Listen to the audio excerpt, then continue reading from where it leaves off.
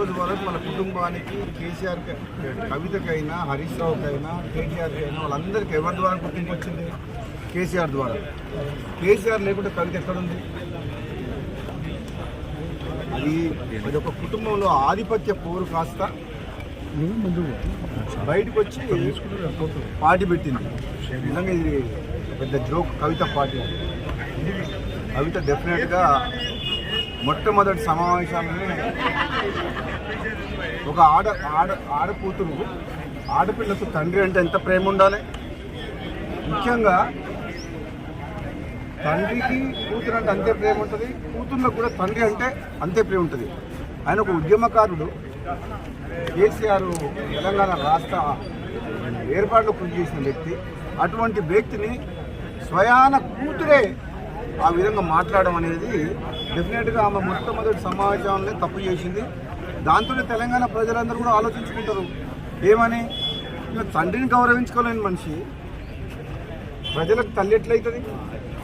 ఏదైతే నేను తీవ్రంగా బాధతో చెప్తున్నాను. చాలా తప్పు మాట్లాడింది కవిత.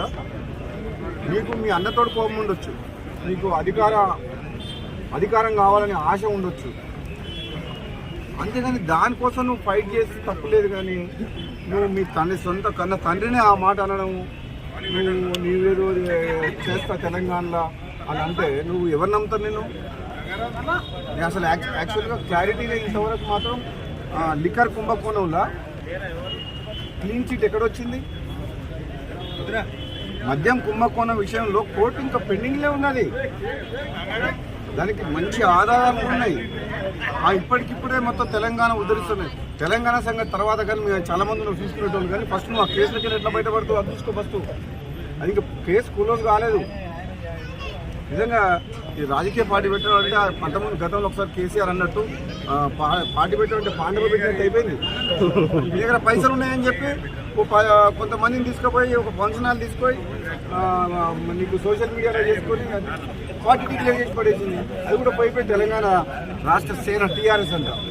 ఎంత తెలివిగా ఆ పేరును వాడుకొని ఏదో కొన్ని సీట్లు మాట్లాడుకొని మళ్ళీ రేపు పొద్దున ఏదైనా గెలిచి రాజకీయ లబ్ధి కోసం ప్రయత్నం చేసింది తప్పితే కవిత వల్ల ఏమి ఊరు లేవదు, ఊరు లేవదు, తిరగాలదు. నాకు తెలిసినంత వరకు అయితే ఆమె స్వయంగా కూడా గెలవదు.